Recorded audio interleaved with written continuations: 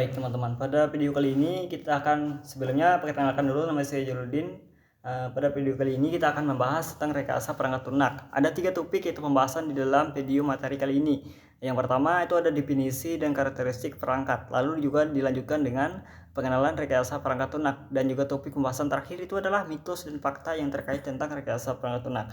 Nah, perlu untuk kita pahami teman-teman bahwa software adalah elemen sistem yang lebih bersifat universal dibandingkan dengan fisikal. Kita memang ya tidak bisa secara fisik memegang adanya software dan juga kode program yang ada di dalamnya. Nah, dan juga software juga tidak bisa lelah ataupun wear out. Ini ya berbeda dengan hardware yang jika digunakan berulang-ulang maka umurnya itu bisa berkurang. Software dan hardware itu walaupun tidak bisa dipisahkan, namun keduanya itu memiliki karakteristik yang sangat berbeda, teman-teman.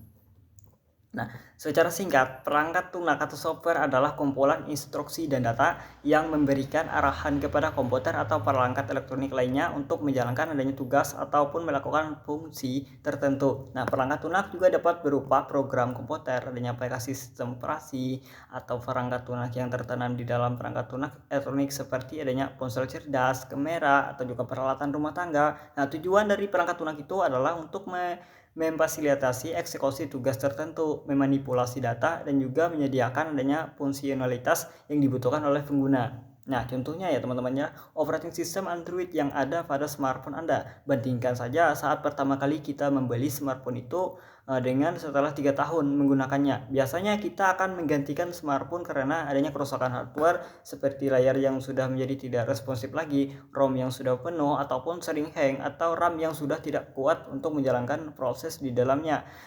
Sehingga kita menggantinya bukan karena perangkat lunak itu bisa diupdate di setiap saat, melainkan hardware smartphone kita sudah tidak mungkin lagi atau tidak sanggup lagi mengikuti perkembangan dari softwarenya. Nah, ada banyak jenis ya teman-teman ya software di dunia ini, dan software tersebut itu dapat dikelompokkan menjadi beberapa kelompok. Nah, perangkat lunak itu dapat dikelompokkan menjadi adanya beberapa jenis seperti sistem software, aplikasi software engineering ataupun juga sistem fix atau software, embedded software, product line software, web atau mobile application, dan juga artificial intelligence software. Terdapat juga legacy software yang merupakan itu sistem atau perangkat lunak yang dikembangkan pada masa lalu dan masih digunakan ya sampai sekarang, namun seringkali sulit untuk dirawat dan juga diperbarui. Anda sudah mengetahui tentunya bagaimana definisi dan juga sifat-sifat dari sebuah software. Sekarang mari kita itu bahas tentang adanya rekayasa perangkat lunak atau software engineering. Apa itu rekayasa perangkat lunak? Rekayasa perangkat lunak itu adalah dapat didefinisikan sebagai penerapan suatu pendekatan untuk mengembangkan atau pengoperasian dan juga pemeliharaan perangkat lunak yang bersifat sistematis, disiplin, dan juga terukur, teman-teman.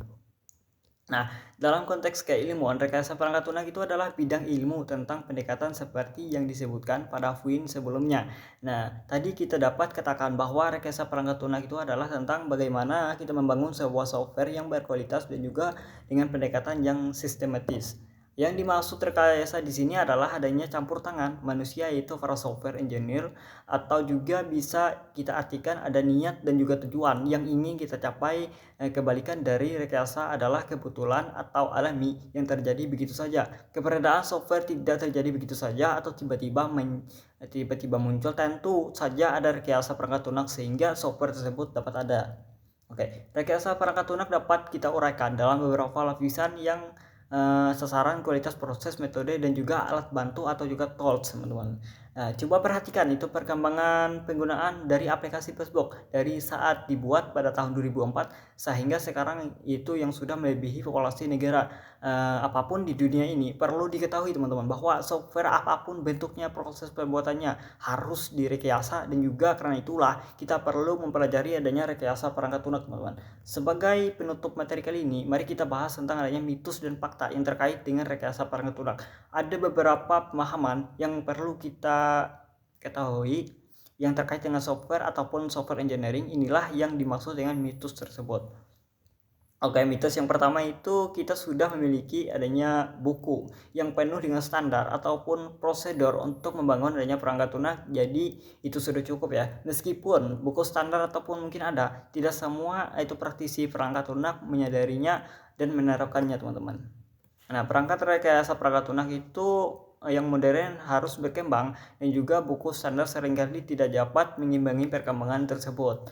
Mitos yang kedua itu jika kita melakukan adanya outsourcing proyek perangkat lunak, kita bisa juga bersantai dan membiarkan perusahaan lain yang membangunnya.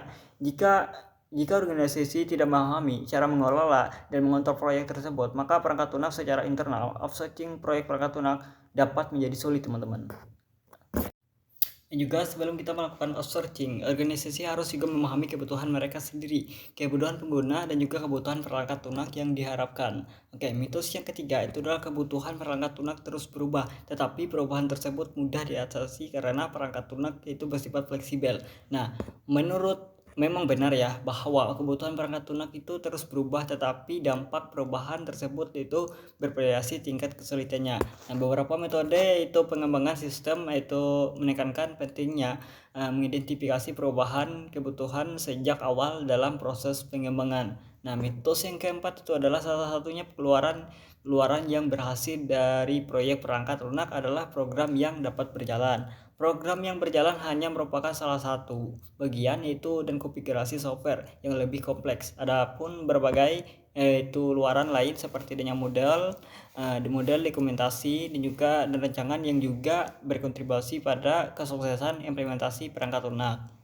Nah, poin yang terakhir adalah software yang berjalan hanya berguna jika ada itu pengguna yang dapat menggunakannya dan juga memanfaatkannya. Mungkin itu saja video yang dapat saya sampaikan. Saya ucapkan terima kasih banyak. Assalamualaikum warahmatullahi wabarakatuh.